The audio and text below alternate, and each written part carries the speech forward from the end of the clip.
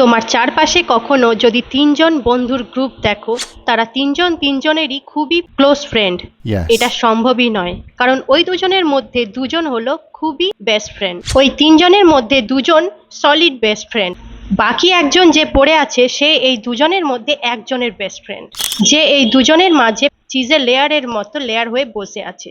ওই যে ঠিক যেমন দুটো ফুচকা না খেলে তুমি একটা পাও ফুচকা পাবে না, ঠিক তেমন বাড়তিজন ভাবে যে সে খুবই ইম্পর্টেন্ট। ওই যে ওই তিনজনের মধ্যে যে ফাও বসে আছে সে অনেক দূরে থাকে, বাকি দুজন কাছাকাছি থাকে। এই তিনজনের একসাথে হোয়াটসঅ্যাপ গ্রুপ আছে, কিন্তু বাকি দুজন যে আছে নিজস্ব চ্যাটে তারা একে অপরের সাথে চ্যাটে বেশি থাকে। আর ওই যে দূরে একজন ফাও আছে, ও ভাবে যে বাকি দুজন আমাকে বেশি ইম্পর্টেন্স দিচ্ছে।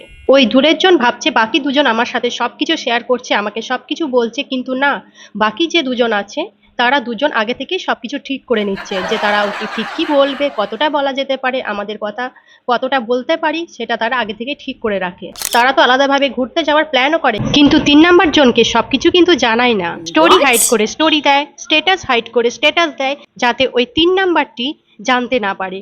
আর ওই তৃতীয় ব্যক্তি থাকে এই কারণে যাতে ওই যে বাকি দুজন ওকে রোস্ট করতে পারে। What? Oh my god. তাই তোমাদের মধ্যে যদি ওই তিনজন বন্ধুর গ্রুপ থাকে, তাহলে 4 নম্বরকে খড়ি থেকে খুঁজেও বের করো, কারণ তিনজনের গ্রুপ হয় না।